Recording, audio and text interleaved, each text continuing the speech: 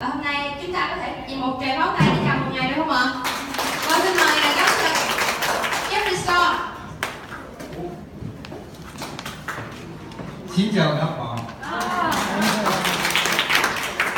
Thank you very much. That's all the Vietnamese that I just learned today. Thank you very much. Chúng ta hôm nay ngồi trong hội thảo thì là toàn bộ là người Việt Nam, nhưng mà cũng rất là cảm ơn mọi người đã đến với chương trình hôm nay. It is my extreme pleasure to be here. It's been over a year since I was here last. Đây là một cái niềm hân hạnh của tôi khi mà có mặt được chương trình ngày hôm nay. So, just to tell you a little bit about myself, I am a naturopathic doctor holding a medical license in the United States. Thì tôi xin được phép tự giới thiệu về bản thân mình. Thì tôi là một nhà trị liệu theo phương pháp thiên nhiên ở trường ở Mỹ. And as a naturopath, we do not use pharmaceutical drugs and we do not do surgery in treating patients. Thì đối với lại phương pháp trị liệu thiên nhiên thì chúng tôi sẽ không sử dụng những dược liệu mà là thuốc, hay là cũng không có những cuộc phẫu thuật. We specialize in using diets and lifestyle and natural herbal treatments or health foods to promote health and prevent disease. Chúng tôi chủ yếu sử dụng những loại thực phẩm hoặc là chế độ dinh dưỡng là lành mạnh để mà có thể đảm bảo cái sức khỏe của bản thân mình. So I will be sharing some of my experience and expertise with you today. Thì hôm nay thì tôi rất là vui khi mà có thể chia sẻ cho mọi người về những kinh nghiệm cũng như là chuyên môn của tôi trong buổi hội thảo ngày hôm nay. Thank you very much. So I'm here today to talk to you about a product called Mirtogenol. Thì tôi có mặt hôm nay thì là để giới thiệu cho mọi người về sản phẩm Mirtogenol. And this product was specifically developed to help improve the health of the eyes and reduce the risk of eye disease. Thì sản phẩm này thì được thiết kế đặc biệt là để bổ sung những chất dinh dưỡng cho mắt cũng như là giảm đi những căn bệnh về mắt. So on the screen here are the 4 major diseases that cause blindness. Trên slide trên đây là 4 căn bệnh chính yếu. And they disappear. Anh hình đã mất rồi. Xin mọi người. Technical difficulties? Please stand by.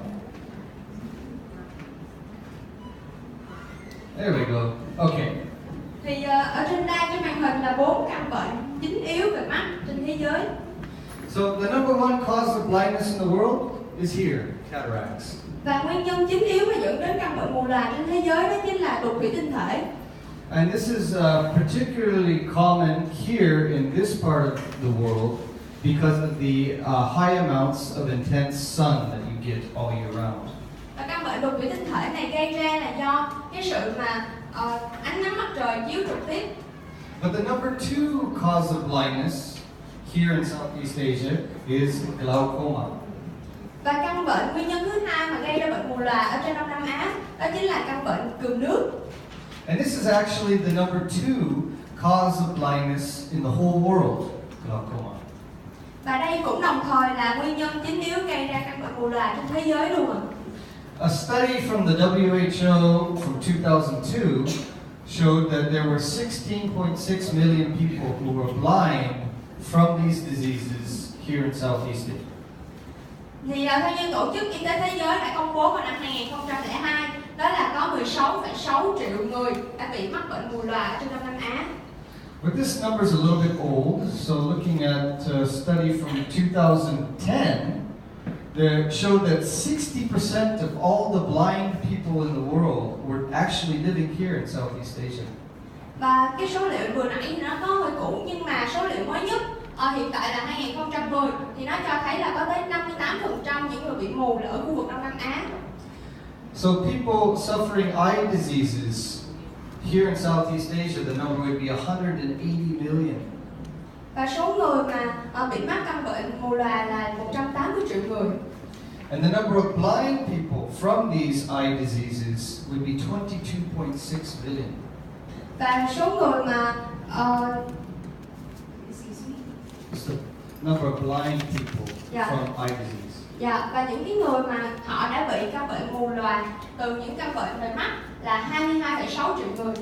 So, in a period of 8 years, there was a significant increase of 26.5% in the number of people who gone blind from these conditions. Và chỉ trong vòng khoảng 8 năm thì đã có một con số tăng lên đáng kể trong việc những người bị mù từ 26,5%. But it doesn't have to be this way. There are things that you can do with your diet and your lifestyle, like taking health food supplements, that can improve the health of your eyes and reduce the risk of disease. Tuy nhiên thì chúng ta vẫn có thể ngăn chặn lại những căn bệnh này bằng cách là chúng ta có một chế độ sống lành mạnh và chúng ta cung cấp những thực phẩm bổ sung dinh dưỡng để đảm bảo là tăng cường và cải thiện căn bệnh về mắt cũng như là bổ sung cho dinh dưỡng cho mắt. Okay. And that's where mirtogenol comes in. Now, mirtogenol is a natural extract of 2 herbal products from Europe. Đó chính là lý do tại sao mirtogenol lại ra đời. Mirtogenol là sản phẩm mà được kết hợp từ 2 chiết xuất mirtogenol và mirtoselect từ châu Âu. Okay, and these 2 products, pycnogenol, comes from the bark of a specific type of pine tree in France. Và pycnogenol là một chiết xuất từ vỏ cây thông ở Pháp. And then bilberry extract is a specialized extract that is used for promoting eye health. Và mirtoselect là quả cây nhâm lê là được ở châu Âu và nó cũng là đảm bảo cho sức khỏe mắt của chúng ta. Okay? And what's unique about these 2 extracts is that they both, even today, are used as pharmaceuticals in some countries.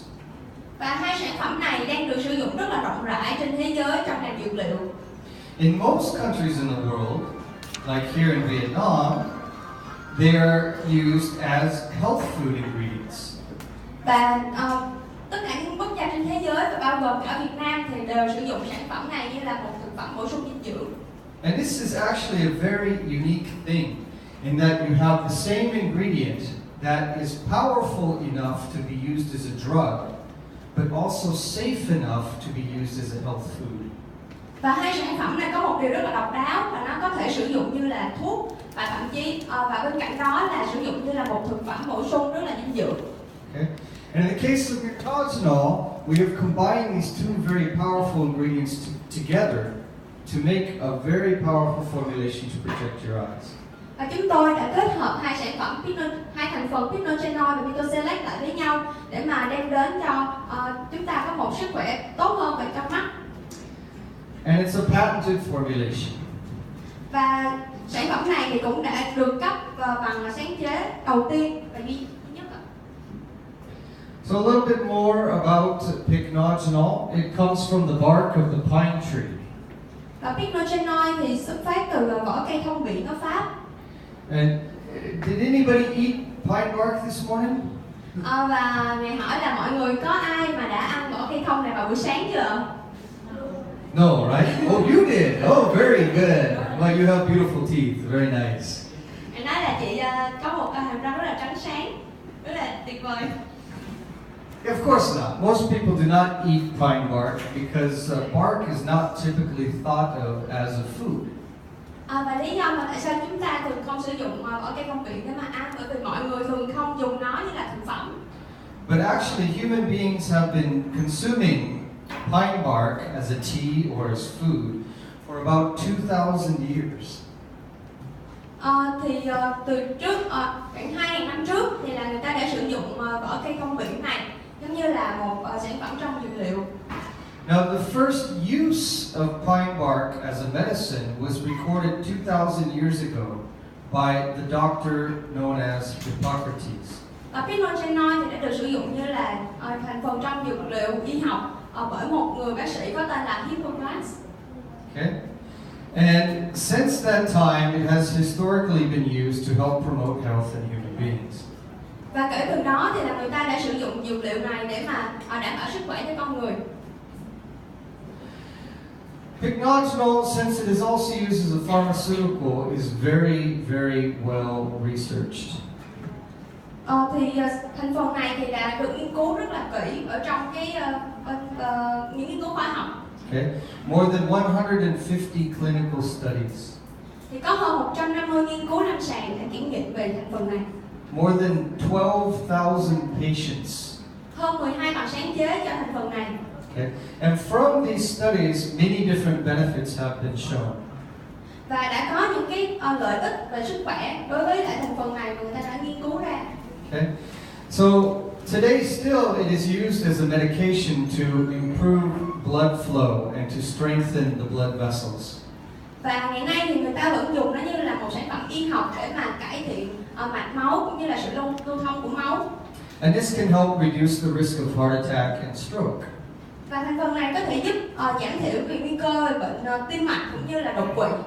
But pycnogenol also has anti-inflammatory reactions, so it can even relieve pain and stiffness in the joints.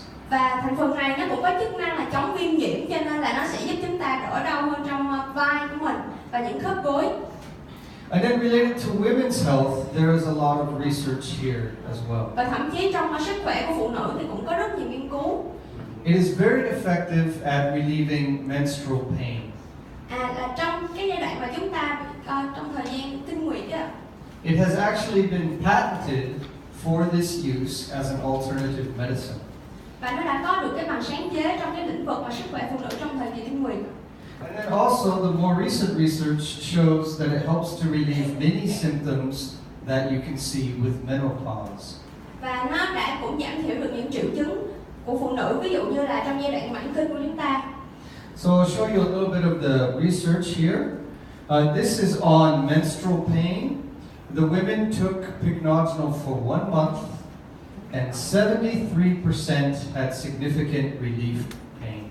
Và những người phụ nữ mà họ sử dụng pycnogenol trong vòng 1 tháng thì họ đã giảm thiểu được trong 73% trong số những người đó là họ giảm thiểu được những sự đau đớn trong lúc mà bị kinh nguyệt. And this action has been shown in many studies. Và những triệu chứng này thì những cái tác dụng của nó thì cũng đã được chứng minh trong rất là nhiều nghiên cứu khoa học. And related to menopause, there have been 3 large clinical trials showing significant relief of many symptoms. Và có 3 nghiên cứu lâm sàng đã ảnh hưởng rất là lớn đối với thành phần này trong cái việc mà triệu chứng giảm thiểu trong triệu chứng mãn kinh.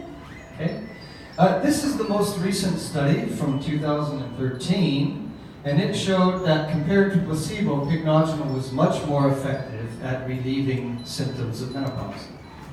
Và đây là một nghiên cứu trong năm 2013 là cho thấy em xin lỗi các anh chị là mình có thể để trên điện thoại là chứ. And there are many symptoms that are associated with menopause, and pycnogenol was shown to relieve a wide variety of these symptoms. Pycnogenol là đã được cho thấy là nó có tác dụng làm giảm đau rất là nhiều trong những cái giai đoạn mà bị mãn kinh của phụ nữ. And here is the most recent research related to pycnogenol. Đây là một trong những cái nghiên cứu mà gần đây nhất về những tác dụng của pycnogenol. Now, pycnogenol is very good at improving the health of the blood vessels. Pycnogenol thì rất là tốt trong việc là cải thiện cái chức năng của lưu thông máu. So for years, it was thought that it would be good at reducing the risk of developing atherosclerosis. Và trong rất là nhiều năm nay thì nó vẫn được cho thấy là có tác dụng trong điều trị bệnh xơ vữa động mạch. Okay? Atherosclerosis is the real heart of heart disease. This is the true root of heart disease.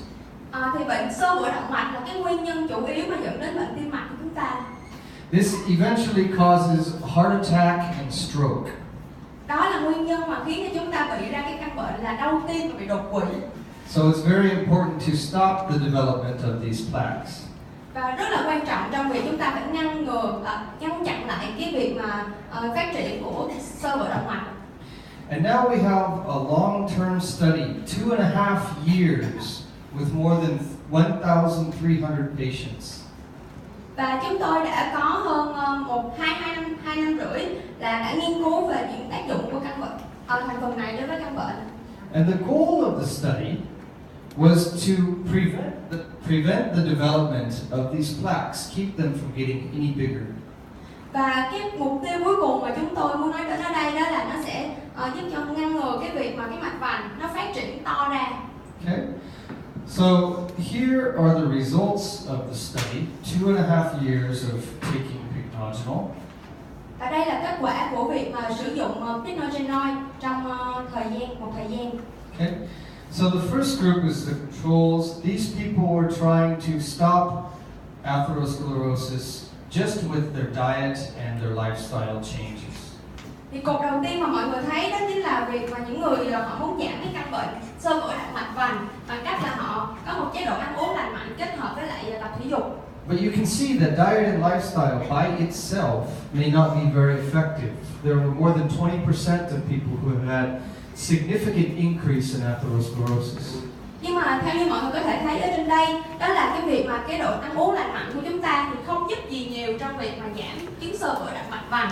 Bởi vì trên thực tế là nó vẫn còn 21,3% người là vẫn bị chứng bệnh này. But taking pycnogenol even as little as 50 milligrams per day reduced this risk by more than 60%. Và với việc là họ sử dụng pycnogenol chỉ 50mg thôi một ngày thì họ đã có thể giảm được là chỉ còn 8,4% người mắc bệnh xơ vữa động mạch. Taking the higher dose of 100 milligrams a day reduced this risk even further by up to 75%. Và nếu như mà sử dụng pycnogenol 100mg một ngày thì có thể giảm lại hơn 75%. So here we finally had the data to prove it, that yes, indeed, pycnogenol does inhibit the development of atherosclerosis. Và hiện tại ngay bây giờ chúng tôi vẫn có những cái nghiên cứu chứng minh và cho thấy được rằng pycnogenol có tác dụng trong việc ngăn chặn cái sự phát triển của xơ vữa động mạch. And with this action, it can significantly decrease the risk of heart disease. Và từ đó thì là đây là cơ sở để mà chúng ta ngăn ngừa là những căn bệnh về đau tim. Okay. So that's pycnogenol. Now we'll talk a bit about Mirto Select. Và bây giờ chúng ta hãy nói thêm một chút. Okay. Now Mirto Select comes from a berry, a typical food. Và Mirto Select thì đến từ thành phần là quả nhâm lê. But it was found during World War II that consuming large amounts of bilberry significantly improved the vision. Và trong những thời giai đoạn của chiến tranh thế giới thứ hai thì những người phi công người Anh thì người ta sử dụng sản phẩm này để mà người ta đảm bảo cái sức khỏe cho đôi mắt. And after World War II, it was further developed by an Italian company called Indina, and the first pharmaceutical preparations of bilberry extract were made. Và sau đó thì đã có một công ty Ý tên là Indina thì đã nghiên cứu sâu hơn về thành phần về chiết xuất quả nhâm lê này và sử dụng trong bên dược liệu. So, Mirto Select is a natural extract. One of the most well-known compounds is a polyphenol called anthocyanins. Và Mirto Select là một trong những hợp chất mà nó được gọi là anthocyanin. Okay. Indina is still today an expert in bilberry extract. They hold more than 150 patents in bilberry extract. Và Indina ngay tới thời điểm hiện tại thì nó vẫn là một trong những công ty mà đi đầu trong cái việc nghiên cứu tác dụng của quả nhâm lê. Hiện nay thì nó đã có hơn 150 bằng sáng chế cho thành phần này. And you don't have to have serious eye disease to benefit from Mirto Select. Và chúng ta không cần phải đến lúc mà bị bệnh nghiêm trọng thì chúng ta mới sử dụng Mirto Select. Now this was a study conducted in Japan, and it showed that taking Mirto Select significantly improved symptoms of eye fatigue. Và đã có một nghiên cứu cho thấy rằng khi mà sử dụng Mirto Select thì chúng ta có thể cải thiện được rất là nhiều trong những các bệnh về mắt, ví dụ như là mệt mỏi nè, bị mờ mắt và bị bệnh ruồi bay. So Mirto Select and Mirtogenol can significantly improve the everyday health of your eyes. Mirto Select và pycnogenol thì có thể được sử dụng để mà đảm bảo sức khỏe đôi mắt của chúng ta hàng ngày. But getting back to the number of people in the world who have gone blind from these diseases, the number is quite large, 280 billion people. Và bây giờ chúng ta hãy quay lại việc mà ở trên thế giới hiện nay thì có rất là nhiều người bị mù, là 280 triệu người. But there is an even larger group of people who are out there in the pre-disease state, who are on their way to developing these eye conditions. Và số liệu cho thấy là hiện nay thì những cái người mà người ta chưa bị bệnh, nghĩa là giai đoạn tiền bị bệnh mù lòa thì rất là nhiều. But it doesn't have to be that way. there are things that you and I can do to reduce the risk of developing eye disease. Và hiện tại thì chúng ta hoàn toàn có những cách để mà mình giảm thiểu đi cái nguy cơ bị bệnh về mắt. Of course, diet and lifestyle is the foundation to health, but simple changes like introducing high-quality health food products like Super Lutein Mirtoplus can make a big impact in reducing your risk of eye disease. Và bên cạnh những chế độ dinh dưỡng thường ngày thì việc mà chúng ta hấp thu vào một lượng Super Lutein Mirtoplus thì có thể giúp cho chúng ta rất là nhiều trong bảo vệ sức khỏe, cơ thể và đôi mắt. So here are these 4 conditions again. Và đây một lần nữa tôi xin nhắc lại 4 cái nguyên nhân chủ yếu gây ra bệnh mù. And the truth is, for these top 3, there was already a large amount of knowledge about how to prevent these diseases with diet and lifestyle. Và đối với 3 căn bệnh ở trên đây là bệnh võng mạc tiểu đường, thoái hóa điểm vàng và bị đục thủy tinh thể là 3 nguyên nhân chủ yếu gây mù loà, nhưng nó hoàn toàn có thể chữa được. But glaucoma was always a question. No one knew how to prevent glaucoma. Tuy nhiên thì bệnh cườm nước vẫn còn là một ẩn số, bởi vì người ta hoàn toàn chưa biết được làm thế nào để mà ngăn chặn lại căn bệnh này. And this is the number 2 cause of blindness in the world. Và nó là nguyên nhân thứ 2 gây ra những căn bệnh mù loà trên thế giới. So we specifically developed mirtogenol to target glaucoma and reduce the risk of glaucoma. Và chúng tôi cũng đã tìm hiểu làm cái cách nào để mà có thể giảm thiểu được căn bệnh này bằng mirtogenol. But you will see that mirtogenol also works not just for glaucoma, but for all 4 of these eye conditions. Và chúng ta có thể thấy được là mirtogenol thì không chỉ có ích đối với việc giảm thiểu căn bệnh cườm nước, mà nó còn có ích đối với 4 căn bệnh chung này. So first with cataract. Vâng, đầu tiên đó là căn bệnh đục thủy tinh thể. A cataract is a disease of the lens of the eye here. Đục thủy tinh thể là một căn bệnh mà nó ảnh hưởng đến thủy tinh thể trong mắt của chúng ta. And it's mainly due to high amounts of free radical stress caused by sun exposure that causes proteins in the eyes to form crystals. Và căn bệnh này đó là nguyên nhân là do những gốc tự do sinh ra từ trong ánh nắng mặt trời mà nó khiến mắt của chúng ta trở nên bị trong suốt như vậy. Okay, so with cataract, it's very important to boost the antioxidant protection in your eye. Và đối với căn bệnh này thì rất là quan trọng khi mà chúng ta đẩy mạnh những cái chất chống oxy hóa để mà giảm thiểu căn bệnh. As far as visual changes, one of the first things that people may notice is a loss of the blue color. Và đầu tiên, triệu chứng đầu tiên đó là chúng ta có thể thấy là chúng ta bị mất đi cái thị lực trong việc mà nhìn nhận ánh sáng, những cái màu sắc của nó. And eventually the crystals become larger and it leads to blindness. Và cái việc mà những cái thủy tinh thể của chúng ta trở nên bị trong suốt như vậy, nó sẽ càng ngày càng to. So there was a study done with pycnogenol to try and see if it can reduce the risk of developing cataract.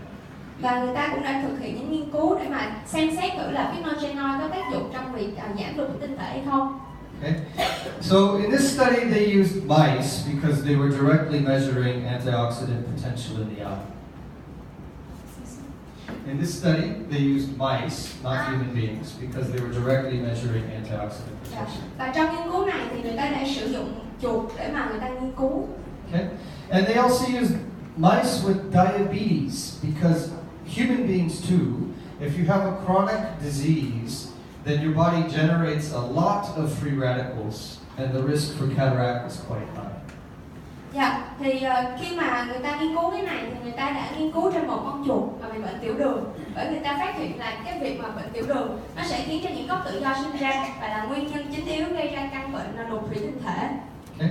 So in this study, first thing they did was they treated the diabetes with a special diet and decreased the blood sugar. Và người ta đã dùng con chuột mà có bị bệnh tiểu đường này và người ta đã tìm cách để mà cho nó một cái chế độ ăn uống khi đó có thể giảm thiểu được cái lượng đường trong máu. But antioxidant protection in the eye did not change. Tuy nhiên thì là kết quả cho thấy là không có gì thay đổi cả. So then they fed pycnogenol and they found a significant increase in antioxidant protection in the eye. Và họ đã cho nó sử dụng pycnogenol và họ đã thấy là những cái chất chống oxy hóa này nó tăng lên rất là nhiều. Okay? And if you increase antioxidant protection, you decrease the risk of cataract. Và nếu như mà chúng ta tăng lên những chất chống oxy hóa thì nó có thể giảm thiểu đi căn bệnh đục thủy tinh thể. And that's exactly what they saw. All the mice that were eating pycnogenol, there was not one mouse that developed cataract. Và họ cho thấy là những con chuột mà có sử dụng pycnogenol thì không một con chuột nào mà bị đục thủy tinh thể cả. Okay. Next will be diabetic retinopathy. Và tiếp theo đây là bệnh võng mạc tiểu đường. Now, in this disease, this is really a disease of the blood vessels due to long-term diabetes. Và đây là nguyên nhân của căn bệnh này, đó là do một thời gian dài chúng ta đã bị bệnh tiểu đường. What happens is that high blood sugar over time will bind to the wall of the blood vessel and eventually close them down.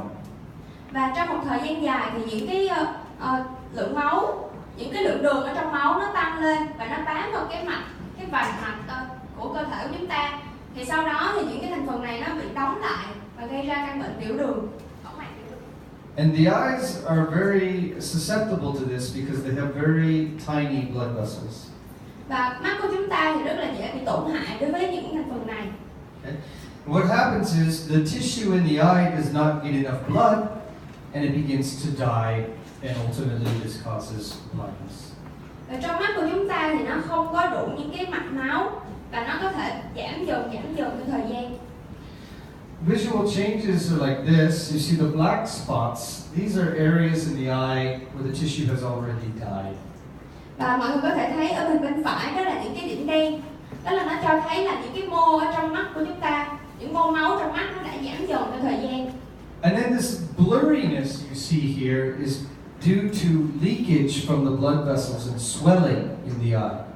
Và những cái điểm đen mà chúng ta thấy thì những điểm mờ mà chúng ta thấy nó là do mắt của chúng ta đã bị những cái thủy dịch nó chảy ra ngoài. So how mirtogenol helps here is that it will bind to and strengthen the blood vessel walls. Và mirtogenol này nó sẽ có tác dụng là nó bám vào những cái thành trong mạch máu của chúng ta và tăng cường cải thiện lưu thông máu. Now this stops the leaking and decreases swelling in the eye. Và nó sẽ giảm thiểu cái sự mà rò rỉ máu ra ngoài. At the same time, it will help the blood vessels to function better, help them expand and improve the blood flow. Và theo thời gian thì nó sẽ giúp cho sự lưu thông máu của chúng ta trở nên tốt hơn, cũng như là đối với cái mạch máu của chúng ta. And through these actions, it can put a stop to diabetic retinopathy. Và người ta đã cũng đưa ra một nghiên cứu đối với lại bệnh võng mạc tiểu đường này. And here's one study that shows that. This is with diabetic retinopathy patients. Và đối với những người mà bị bệnh võng mạc tiểu đường ở giai đoạn còn sớm. So in the beginning of the disease, all you see is swelling in the tissue in the back of the eye. Và theo như hình mọi người thấy đó là cái sự mà sưng phồng ở đằng sau mắt của chúng ta.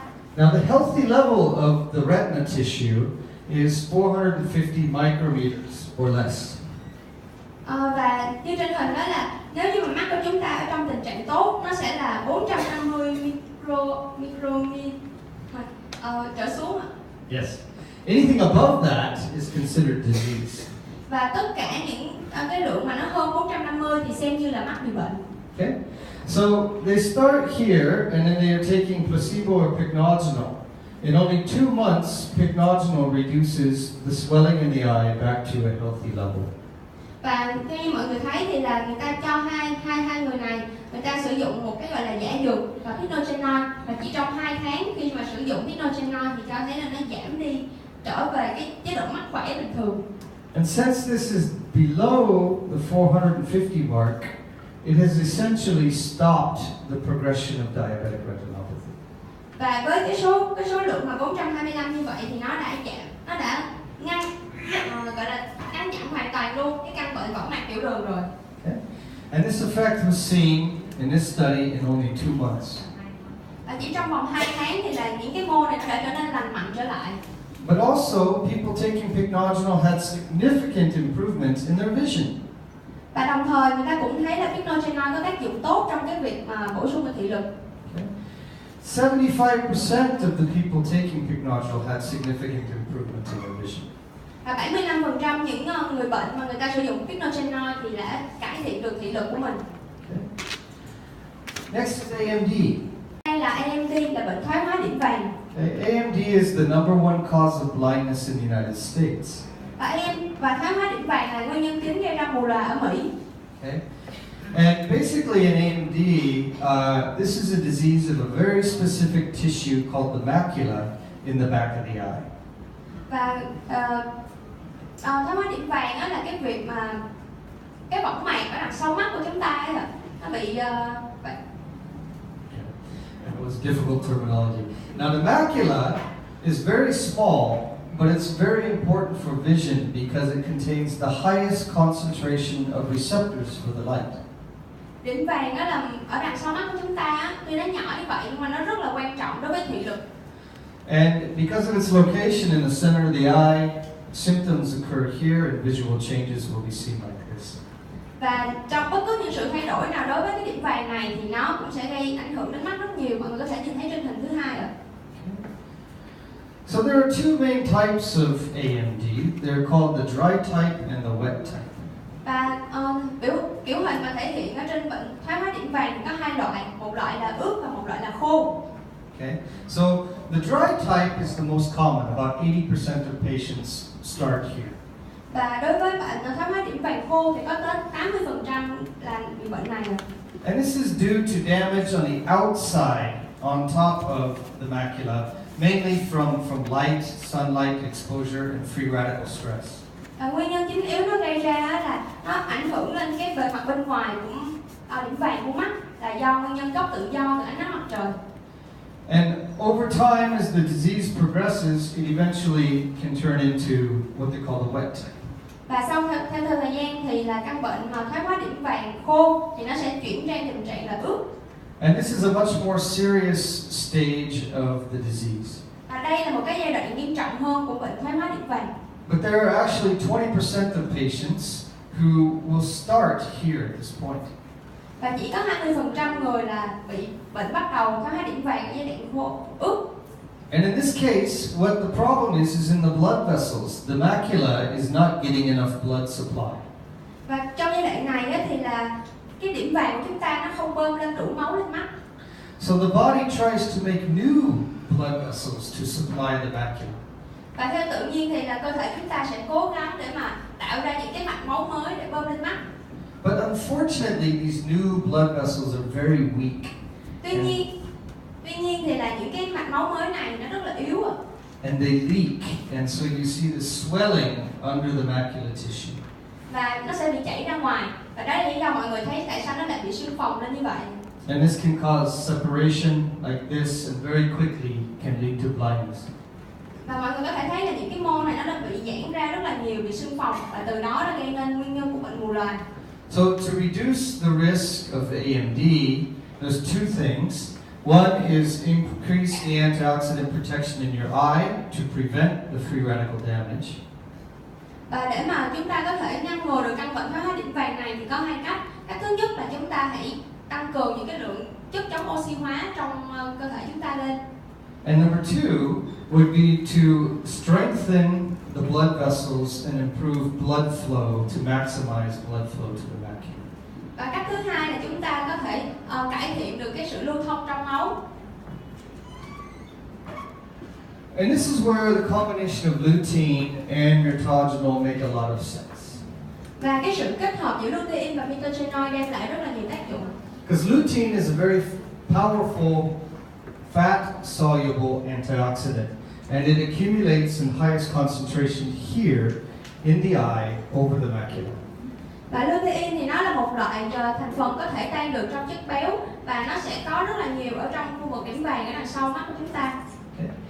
Mirtogenol is also a very powerful water-soluble antioxidant. Và Mirtogenoi là một chất chống oxy hóa có thể hòa tan được trong nước. So that will further strengthen the antioxidant protection in the eye. Và những thành phần này nó có tác dụng rất tốt trong việc mà chống oxy hóa trong mắt. But in addition, mirtogenol also strengthens the blood vessels to the eye and maximizes blood flow and helps reduce the risk of wet AMD. Và Mirtogenol thì có tác dụng rất tốt trong mà thúc đẩy lưu thông máu đến với mắt, và nó sẽ giảm thiểu được cái sự mà bệnh thoái hóa điểm vàng ở khô, bệnh thoái hóa điểm vàng ở tình trạng ướt. Now here is a study looking at lutein by itself. Và đây là một hình ảnh cho thấy là người ta đã sử dụng lutein, riêng lutein thôi ạ. And you can see that increasing the dose of lutein significantly decreases the risk of AMD. Và khi mà người ta tăng cái lượng sử dụng lutein lên thì người ta cảm thấy là cái căn bệnh này nó đã giảm đi rất là nhiều. And this is mainly believed to be due to the strong antioxidant protection of lutein. Và người ta thấy là nó cũng đã giảm thiểu những cái chất mà oxy hóa trong cơ thể. So if you combine lutein with other powerful antioxidants like in Mirtogenol and in the super Lutein Mirtoplus product, you would have even much stronger antioxidant protection and can further reduce this risk of disease. Và nếu như chúng ta kết hợp của lutein và Mirtogenol trong sản phẩm super Lutein Mirto Plus thì chúng ta có thể giảm được rất là nhiều trong những cái căn bệnh thoái hóa điểm vàng này. And there's even studies to show that there is proven synergy between the ingredients in super Lutein Mirto Plus.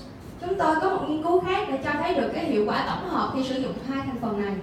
In this particular study, they looked at the combination of lutein with pycnogenol. Và mọi người hãy nhìn xem sự kết hợp giữa lutein và Mirtogenol. And first off, what they did was they measured the antioxidant potential of lutein by itself. Và khi mà chúng ta thấy được cái hiệu quả của lutein chỉ đơn giản một mình nó thôi. So, for example, lutein was found to have an antioxidant potential of about this much. Lutein thì nó có tác dụng chỉ đến cái khoảng mà bàn tay mà ngài Dr. Jeffrey Strong đã chỉ á. Okay.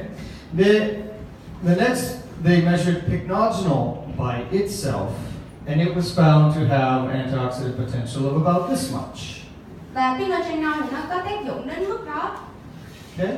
So the next step is they combine the two together, and they measured the actual antioxidant strength. Và tiếp theo thì người ta cho hai lutein và Mirtogenol kết hợp lại với nhau và người ta dự đoán. So by simple calculation, lutein plus pycnogenol should have at least this much. Và nếu như mà tác dụng của hai cái này hợp lại với nhau thì nó sẽ đến mức đó. But the actual combination did not stop here. Tuy nhiên thì cái hiệu quả thực sự của nó thì không dừng lại ở đó. It showed a very strong synergistic effect of 60%. Người ta thấy được là cái hiệu quả tổng hợp của nó cao hơn 60% so với thực tế dự đoán. This is already a very powerful combination. Đây thực sự là một sự kết hợp rất là tuyệt vời. But it showed a natural synergy of greater than 60% just through the combination. Và bây giờ chúng ta hãy nhìn kết quả của sự kết hợp này. So there was a 1.6 times stronger synergy of antioxidant power with this combination. Và người ta thấy rằng nó gấp hơn 1,6 lần so với lại sự kết hợp thông thường. And the reason why this works is because both are very powerful antioxidants, but they work in different parts of the body. Và người ta tìm hiểu lý do tại sao mà nó lại hiệu quả đến như vậy thì người ta phát hiện rằng lutein thì là có thể tan được trong chất béo và Mirtogenol thì có thể tan được trong nước. Đó là lý do tại sao nó phát huy sức mạnh tổng hợp như vậy. Okay? So here is an example. This is your body. Và đây là một ví dụ, đây là cơ thể của chúng ta. Sorry, it's not a very sexy body, I know. Tôi rất xin lỗi bởi vì nó không phải là một cơ thể rất là hấp dẫn đúng không ạ? But it's easy to understand, okay? Tuy nhiên thì nó rất là đơn giản để mà hiểu. So in our body we have over 6 trillion cells. Trong cơ thể chúng ta thì có hơn 6.000 tỷ tế bào. And each cell has a fatty lipid bilayer. Và cơ thể chúng ta thì có những cái mô chất béo xếp thành từng tầng. And to protect this, you need fat-soluble antioxidants like lutein. Và để bảo vệ cơ thể thì chúng ta cần những cái loại mà chất chống oxy hóa có thể tan trong chất béo như là lutein. So if you have a free radical attack the cell, Và khi có một gốc tự do mà tấn công cái mô này, if you have enough lutein in there, then it can neutralize the free radical and protect the cell. thì vẫn có lutein ở màng đó, ở màng ngoài đó để mà bảo vệ cơ thể khỏi những gốc tự do. But this is a great action, but as we age, beyond the age of about 25, our body's natural antioxidant protection goes down. Và điều này rất là tuyệt vời bởi vì khi mà lớn tuổi, chúng ta cỡ khoảng 25 tuổi trở đi thì cái lượng mà oxy hóa, chất chống oxy hóa nó sẽ giảm dần theo thời gian. And what happens is you have a large development of free radicals in the body. Và chúng ta có thể bảo vệ cơ thể bằng cách chống lại những chất gốc tự do này. And this is where you need a strong water-soluble antioxidant like mirtogenol to help protect it. Và chúng ta cũng rất cần mirtogenol để bảo vệ cơ thể bởi những chất mà có thể hòa tan được trong nước. And together, these two support their antioxidant action. Và đây là một quá trình tương hỗ giữa lutein và mirtogenol. So if lutein cannot stop this free radical, there's mirtogenol there to neutralize it. Và nếu như không có lutein thì vẫn có mirtogenol để mà trung hòa lại cái gốc tự do đó. And it's through this tag team action together that you can see this antioxidant synergy develop. Và đó là lý do tại sao khi mà kết hợp giữa lutein và mirtogenol chúng ta có một cái hiệu quả tổng hợp. So just as an example, if we say we have lutein with antioxidant potential of 1, Và nếu như chúng ta chỉ sử dụng lutein thì cái tác dụng đó là 1. and we combine this with mirtogenol and also say it has an antioxidant potential of 1. Và đối với chất chống oxy hóa mirtogenol thì cũng có tác dụng là 1. Okay? This part gets difficult here. Và đây là cái phần mà khó đây ạ. Okay? You ready? Đúng không ạ? 1 plus 1 is? 1 cộng 1 là? Excellent. Very good. In normal circumstances, 1 plus 1 would be 2. Trong những trường hợp rất là bình thường thì 1 cộng 1 lúc nào cũng bằng 2 cả. But we know there is a proven at least 1.6 times synergy between these two. Tuy nhiên chúng ta đã biết rằng lutein kết hợp mirtogenol có kết quả là 1,6 lần hiệu quả. So in this case, you're getting ahead of me. In this case, 1 plus 1 does not stop at 2. Và trong trường hợp này thì 1 cộng 1 không phải bằng 2. But it's more like 1 plus 1 equals 3.2.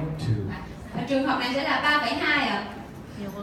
And this of course is happening in the eye, but there's lutein and other tissues in your body, in your skin and other organs. And so you can see this synergistic protective effect happening throughout your body. Và khi mà chúng ta thấy được là cái hiệu quả nó gấp 3,2 lần thì nó sẽ có tác dụng đối với da của chúng ta và toàn bộ các cơ quan trong cơ thể. And we finally came to glaucoma. Đúng không ạ? Yeah. I don't want to talk for 3 hours. Tôi không muốn nói trong vòng 3 tiếng đồng hồ đâu ạ. I could if I wanted to. The longest presentation seminar I ever did was for 4 hours. Cái bài mà nghiên cứu, những cái bài mà hội thảo tôi thường nói lâu nhất là chỉ có 4 tiếng đồng hồ thôi. And it's not just because I like to talk, but it's because there's that much data to explain. Không phải là bởi vì tôi nói nhiều mà là bởi vì trong cái slide này có rất nhiều cái để mà giải thích. Okay. So what you see here, these are all health benefits in human clinical studies that have been shown with taking pycnogenol. Và người ta đã nghiên cứu cho thấy là khi mà sử dụng pycnogenol thì có rất là nhiều tác dụng đối với sức khỏe của phụ nữ. Of course, this middle section is mainly oriented towards women. These benefits are mainly most important to women. Ba cái tác dụng này thì đặc biệt là hữu ích đối với phụ nữ. Okay. But there are also many health benefits for men, like reducing the risk of heart disease, diabetes, improving energy, cognitive function, these types of things. Tôi xin được giải thích cho mọi người thêm về 3 lợi ích đối với phụ nữ, đó là bảo vệ sức khỏe phụ nữ, sức khỏe sau giai đoạn mãn kinh, bệnh về những cái tác dụng trong da, sức khỏe và sắc đẹp. Tuy nhiên thì nó còn có tác dụng đối với nam giới trong việc là giảm được những cái căn bệnh về tim mạch, tiểu đường. And because pycnogenol is one of the key ingredients in this formulation, I would not be surprised if you saw improvement in any of these areas as well. Và không có gì ngạc nhiên khi mà chúng ta thấy được là cái thành phần này nó có tác dụng toàn diện đối với cơ thể của mình. And the research is continuing to grow. And I will share with you one other example here today.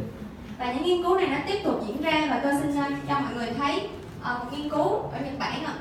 And this was a study done on the product itself, Super Lutein Mirtoplus. You can see the name here in Japanese. It was done in Japan and announced at the Anti-Aging Medicine Society there. Và mọi người có thể thấy đây là một nghiên cứu khoa học của Nhật Bản. Đó là nghiên cứu đối với sản phẩm Super Lutein Mirtoplus, nó giúp cho chống lão hóa. Now they didn't look at eye health in this study, but they looked at the other health benefits. Người ta không chỉ nghiên cứu về sự bảo vệ đối với mắt mà còn những thành phần tác dụng khác nữa. And there were 27 adults that had what they call lifestyle diseases like high blood pressure and diabetes. Thì có 27 người lớn ở trong nghiên cứu này và họ bị mắc những cái căn bệnh đối với chế độ sống của mình. Trong đó thì bao gồm cả việc bị tăng áp suất cơ thể. They took the product for only 8 weeks, so a relatively short period of time, and standard dosing 2 capsules a day, twice a day.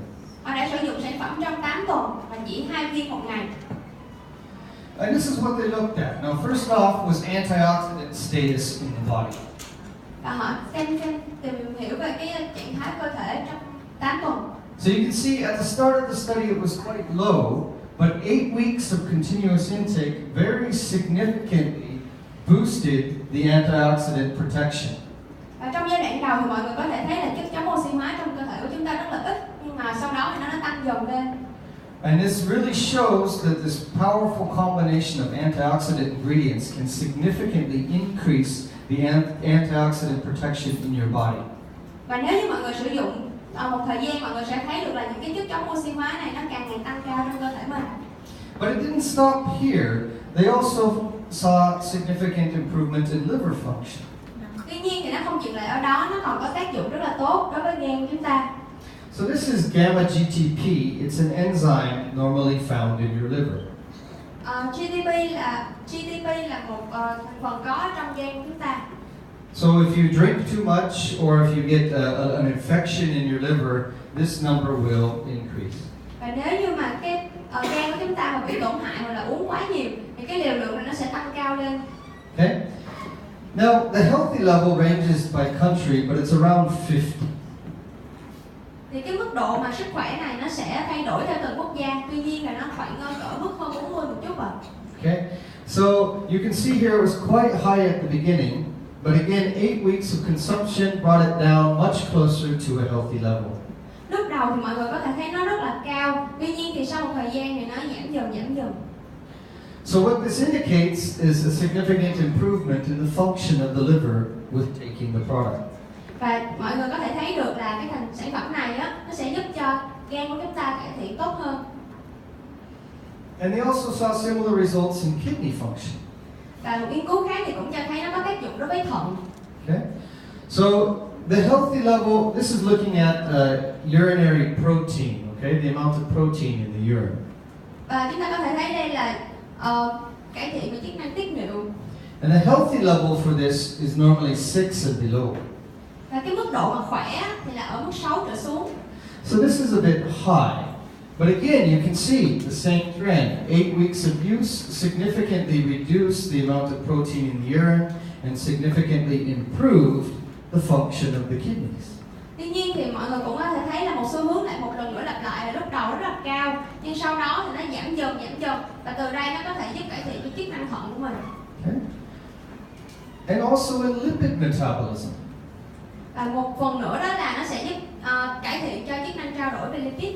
So in this case, they're looking at triglycerides, which are similar to cholesterol, these fatty substances in the blood. And if these are too high, this increases the risk for heart disease. Và bây giờ chúng ta sẽ xem xét về triglycerides. Đây là một cái thành phần mà nó tương tự như là cholesterol trong máu. Và nếu như mà cái cholesterol này nó tăng cao thì nó sẽ gây ra bệnh tim mạch. Okay. The healthy level for triglycerides is 150. Và cái mức độ khỏe mạnh của triglycerides là khoảng 150. Okay. So this is high at the start, but again, 8 weeks of use, and it drops back down to the healthy level. Và sau 8 tuần sử dụng thì một lần nữa nó cho thấy là nó lại trở về trạng thái khỏe mạnh. So you're seeing a significant improvement in the metabolism of lipids, and this will help to lower the risk of heart disease. Và từ đây thì nó sẽ giúp trao đổi cho tốt hơn đối với lipid và cái căn bệnh tim mạch cũng được cải thiện. And then lastly, they looked at blood flow. Và bây giờ chúng ta hãy tìm hiểu về sự lưu thông máu. And they used a special photography technique called thermography to measure temperature. Đây là một gọi là nghiên cứu để xem những cái dấu vân tay của chúng ta. Okay, so the cold areas show up as blue and green here. Chúng ta có thể thấy nó sẽ có màu xanh và màu xanh lá và màu xanh dương ở đây. And this indicates poor blood flow. Đây là những cái sự lưu thông máu rất là yếu. And you can see here, 8 weeks of use, even in the tips of the fingers and the thumb, a big increase in red and orange color. This indicates significant improvement in the blood flow. Và chúng ta có thể thấy là sau khi sử dụng trong 8 tuần thì là sự lưu thông máu của chúng ta trở nên tốt hơn bằng cái việc là những cái lượng lưu thông máu màu đỏ đấy trên ngón tay. So this is what we see here. We're taking the product, significant improvement in blood flow. Và chúng ta có thể thấy được sự cải thiện của nó rất nhiều trong việc lưu thông máu. Improvement in lipid metabolism. Sự cải thiện trong trao đổi chất lipid. Improvement in kidney function. Sự cải thiện trong chức năng thận. Improvement in liver function. Sự cải thiện trong chức năng gan. And significant increase in antioxidant protection. Và đặc biệt là nó là tăng cường những cái chất chống oxy hóa trong cơ thể. And these are all in addition to the research I showed you about eye health. Và đây là một trong những tác dụng hoặc bên ngoài cái việc mà nó giúp cho mắt của chúng ta. Okay? Sound too good to be true? Có quá khó tin không ạ? Các anh chị có phải là rất là khó tin đúng không ạ? It's okay if it does, but I want you to be assured that all of this research is published and open for any of you to look up and find it yourself. Nếu mà mọi người cảm thấy khó tin thì đó cũng là chuyện đương nhiên. Tuy nhiên thì là những nghiên cứu này đã được công bố ở trên mạng rồi và mình có thể tìm hiểu mình nghiên cứu. So I did not write all these slides by myself. Và tôi không hề tự viết trên những slide này. Okay. This is actual published research base. Toàn bộ đây là những nghiên cứu khoa học đã được công bố. And why can it have such an effect in so many body systems? Và tại sao chúng tôi lại có được những cái kết quả trên rất là nhiều người? This is really the power of these natural compounds working together. Đây là sự tác dụng của tất cả những cái thành phần mà tự nhiên. So the ingredients in Super Lutein Mirtoplus formulation, you have very powerful antioxidants. Và đối với lại sản phẩm Super Lutein Mirtoplus thì chúng ta có rất là nhiều tác dụng trong chống oxy hóa. You have compounds that naturally fight inflammation in the body, decrease inflammation. Cô súng sẽ giúp cho chúng ta giảm được cái chứng viêm nhiễm. And then also significantly improve the health and function of the blood vessels and improve blood flow. Và nó cũng có chức năng trong việc mà cải thiện lưu thông máu của chúng ta. And these three actions together can significantly support many different body systems. Và chỉ 3 tác dụng này thôi thì có thể cải thiện rất nhiều trong cơ thể của mình rồi. Because as we age, as we get older, antioxidant protection goes down. Bởi vì khi mà càng lớn lên thì những chất chống oxy hóa này nó lại sẽ càng giảm đi. Inflammation increases, so you have more aches and pains in your body. Và những cái căn bệnh viêm nhiễm nó ngày càng tăng khiến cho cơ thể chúng ta đau nhức nhiều hơn. And function of the blood vessels goes down and heart disease risk goes up. Và chức năng lưu thông máu thì càng giảm khiến cho căn bệnh tim thì càng tăng lên. And through the combination of these powerful natural substances, it can really help to support and promote the health of your body and reduce the risk for disease. Và với những thành phần tự nhiên này thì chúng ta có thể đảm bảo cái sức khỏe của chúng ta tốt hơn. Okay? And this is all not magic. Và tất cả những điều này thì không phải là cái điều gì đó quá thần kỳ. But this is the power of nature. Nhưng mà nó là một cái năng lực của tự nhiên ạ. Okay? So I'll finish here real quickly with this article that I found on WebMD in the United States. Pretty small. Và đây là một nghiên cứu ở trên mạng mà tôi đã thấy trên WebMD. Now, WebMD is a website of medical information that is operated by health professionals in the United States. Và trang web này thì nó được hoạt động bởi một người nghiên cứu ở Mỹ ạ. So this is very much a Western medicine, pharmaceuticals and surgery treatment oriented website. Và có rất là nhiều công bố về dược liệu cũng như là những phẫu thuật lâm sàng ở trên trang web này. Okay? But the topic was good foods for eye health.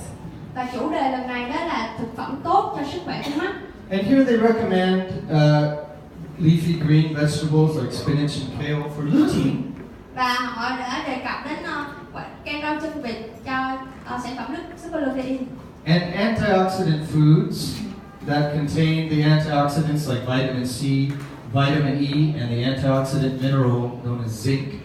Và những cái chất chống oxy hóa ví dụ như là vitamin C, vitamin E và kẽm. And then also the fatty fishes that contain the omega-3 oils. Và tất cả những cái loại cá mà nó có chứa omega 3, ví dụ như là cá hồi. Okay? And then lastly, the carotenoids, these orange vegetables that have these very powerful antioxidant substances. Và đặc biệt trong đó có cả những sắc tố hữu cơ carotenoid giúp rất là tốt chống oxy hóa. But what was most interesting about this article was the last section. Và cái điều rất là thú vị đó chính là cái phần cuối cùng. Where here they say basically that experts agree that it can be very difficult to get the amount of these nutrients just from your diet alone. Và thực sự đó là một thực tế, chúng ta rất là khó để mà có được những cái thành phần này đi vào trong cơ thể nếu mà chúng ta có một chế độ ăn uống bình thường. And if you are at risk for developing eye conditions, then proper nutritional supplementation can significantly reduce the risk of developing eye disease. Và nếu như mà chúng ta đang trong một cái tình trạng rất là nguy hiểm khi mà chúng ta bị những căn bệnh về mắt thì cái việc mà bổ sung những cái thành phần dinh dưỡng vào rất là quan trọng. Okay, so I hope you can see that this is not just me telling you this. Tôi rất là hy vọng mọi người có thể hiểu rằng đây không phải là những điều mà tôi tự nói một mình tôi. Even the very Western medicine thinking, allopathic medicine world of the United States is agreeing that health food supplements can significantly improve the health of your eyes and reduce disease risk. Bởi vì thậm chí những cái cơ quan mà người ta nghiên cứu về dược phẩm ở Mỹ, ở châu Âu thì người ta cũng đã công nhận điều này rồi. Okay. And when you're thinking of any type of health food product, there's two things you should think of. Và bất cứ khi nào mọi người nghĩ đến những sản phẩm mà tốt cho sức khỏe thì hãy nhớ hai điều. Number one, is it research based? Đầu tiên là phải có cơ sở nghiên cứu khoa học. And number two, what is the safety record? Và thứ hai đó là những cái hồ sơ nào là đảm bảo an toàn. And you want to make sure it has a history of use in people. Và nó phải đảm bảo được là có những cái người mà người ta sử dụng nó thực sự tốt rồi.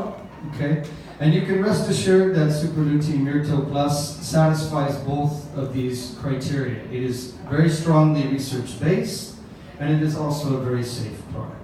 Và chúng ta yên tâm là bởi vì Super Lutein và Super Lutein Mirto Plus đều đáp ứng được hai điều kiện này, là nó vừa an toàn mà nó vừa có nhiều cơ sở khoa học đã chứng minh rồi.